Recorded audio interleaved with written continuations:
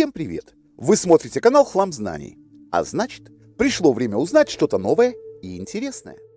Сегодня в прибалтийских странах годы в составе СССР часто называют оккупацией. Но так ли плохо жилось в Эстонии, Литве и Латвии в то время? Насколько справедливы эти обвинения? Давайте разберемся в этом подробнее. Посмотрим. Прибалтику называли витриной Советского Союза. Это был своеобразный островок Европы на территории СССР, резко контрастировавший с другими советскими республиками. Поездка туда по эмоциям приравнивалась к поездке за рубеж. Не случайно за границу в советских фильмах снимали именно в Прибалтике. Также здесь закрывали глаза на те вещи, которые в РСФСР были под запретом. Например, здесь активно развивалась рок- и панк-культура. Эстонские панк-группы «Пропеллер» и «Паратруст» появились еще в 1979 году. Такое раздолье в Латвии, Литве и Эстонии было вызвано целым рядом факторов. В первую очередь, особыми условиями, которые были предоставлены прибалтийским странам уже после войны. Хорошо. Откроем карты. Так, 21 мая 1947 года закрытым постановлением ЦК ВКПБ предписывалось, учитывая исторические и экономические традиции, замедлить темпы коллективизации сельского хозяйства в республиках Прибалтики, а также в Западной Украине и Западной Белоруссии. На Калининградскую область РСФСР такая преференция не распространялась, что с усердием и выполнялось вплоть до распада СССР. И к концу 80-х свыше 70% объема всей сельхозтоварной продукции в Прибалтике производили и сбывали частные и личные хозяйства. По советской терминологии – единоличники. Какая хорошая практика. Особо подчеркнем тот факт, что средний уровень зарплат прибалтийских рабочих и инженеров с конца 40-х и до 90-х был вдвое, а то почти втрое выше, чем в Российской Федерации и в Белоруссии. А у колхозников и работников совхозов разница достигала 3 раз. Только в этих республиках труд в колхозах стоил дороже, чем на предприятиях и в учреждениях. Не калининградские, а именно латвийские, эстонские и литовские порты были главными западными морскими воротами Советского Союза. Построенные еще в советские годы, они продолжают приносить доход прибалтийским странам. В 70-80-х годах к этим портам были проложены нефтепроводы.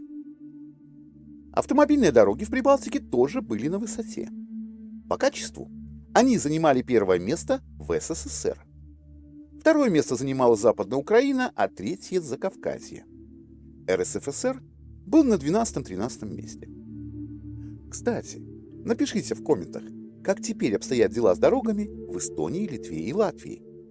По-прежнему самое лучшее. Прибалтика времен СССР была знаменита своими брендами. Такими, например, как ВЭФ, радиотехника, автомобили РАФ, рижский бальзам, рижский хлеб, рижская косметика Дзинтерс, рижские шпроты. Рижский вагоностроительный завод выпускал электрички Р-1 и Р-2. После распада Советского Союза судьба этих брендов оказалась печальной. ВЭФ, бывший в годы Союза одним из передовых мировых производителей электроники, радиоприемников, телефонов и станков, обеспечивавший рабочими местами больше 14 тысяч человек на заводе в Риге и еще 6 тысяч в остальной Латвии, дававший прибыль в $580 миллионов в год, в середине 90-х объявил о банкротстве. Сегодня на месте завода стоит торговый центр. Такая же участь постигла и РАФ. В 1997 году производство на заводе было остановлено. По горькой иронии судьбы, последней моделью, сошедшей с конвейера некогда процветающего завода, стал автомобиль «Катафалк». Сейчас большинство корпусов завода разрушено, а на их месте располагаются торговые площади. Бывший гигант, Рижский вагоностроительный завод, с трудом пережил 90-е годы. В 1998 году была объявлена неплатежеспособность завода. Многократно сократились объемы производства. К 2001 году на заводе оставалось меньше 150 сотрудников. При СССР было 6 тысяч. Как видим, не потянули прибалты собственной промышленности после развала СССР. Это еще одна ваша серьезная оплошность. Перейдем к статистике. К примеру, Литовская ССР получала капитальных вложений на пахотную площадь в 1 гектар в 3,5 раза больше, чем эти вложения составляли в среднем по Советскому Союзу. В 1987 году энергетические мощности для посевных площадей в Литве были в 2,2 раза выше, чем в РСФСР, в Латвии в 2,08, в Эстонии в 2,3 раза. И если кто-то считает, что Таллин, Рига и Вильнюс смогли реализовать такую энергообеспеченность сельского хозяйства за счет сугубо республиканских средств, то он ошибается. Они получали финансовые дотации из Москвы. Отмечу, что Москва сама охотно шла на финансовую помощь Прибалтике, стараясь всеми силами подтянуть ее экономику до уровня, к примеру, соседней Финляндии. Ведь витрина Советского Союза должна выглядеть эффектно. В 70-х годах Союзный центр распределял минеральные удобрения для сельхозугодий таким образом, что в Литовскую, Латвийскую и Эстонскую ССР попадали по 155, 196 и 209 килограмм на 1 пахотный гектар соответственно. А вот РСФСР должна была довольствоваться, внимание, 32,9 килограмм на 1 гектар пашни. Чувствуете разницу? Мелиорация осуществлялась из союзного бюджета.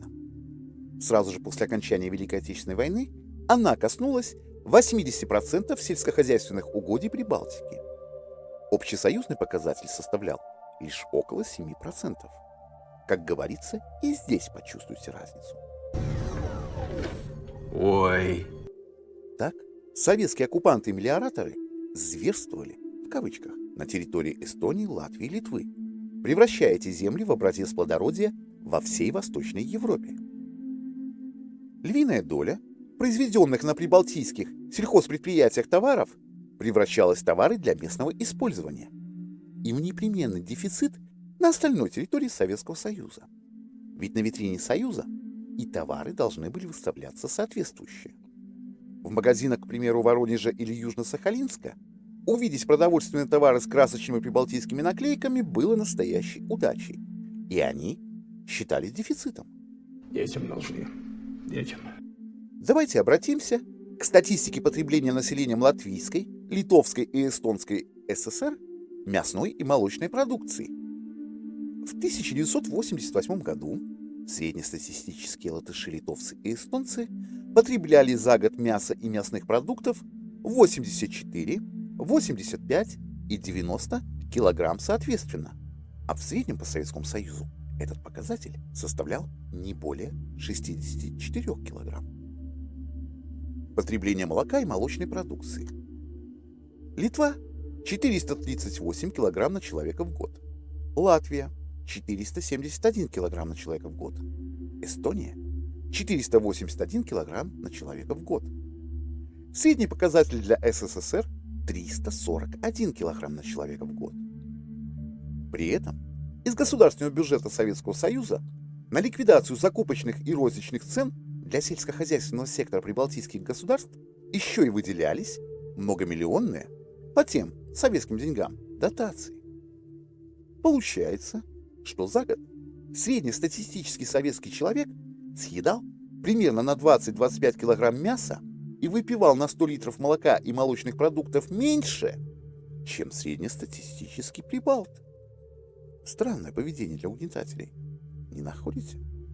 Стройностью логической цепочки повержен я. Размер капиталовложений на душу населения в республиках Балтии был выше, чем по Союзу. Например, в 1989 году он составлял 789 рублей по СССР. В Эстонии – 872 рубля. В Литве – 856 рублей. В Латвии – 830 рублей. Сказывалось и то, что каждый вложенный сюда рубль использовался с максимальной отдачей. Уже в середине 50-х годов Латвия и Эстония стали эталоном материального благополучия в Советском Союзе. В 1961 году доля национального дохода на жителей Эстонии составляла 720 рублей, в Латвии – 717, при том, что средний общесоюзный показатель был 547 рублей. А ведь еще было и строительство жилого фонда, промышленных предприятий, образовательных и медицинских заведений. Была развита перерабатывающая отрасль. И все это щедро финансировалось из союзного бюджета.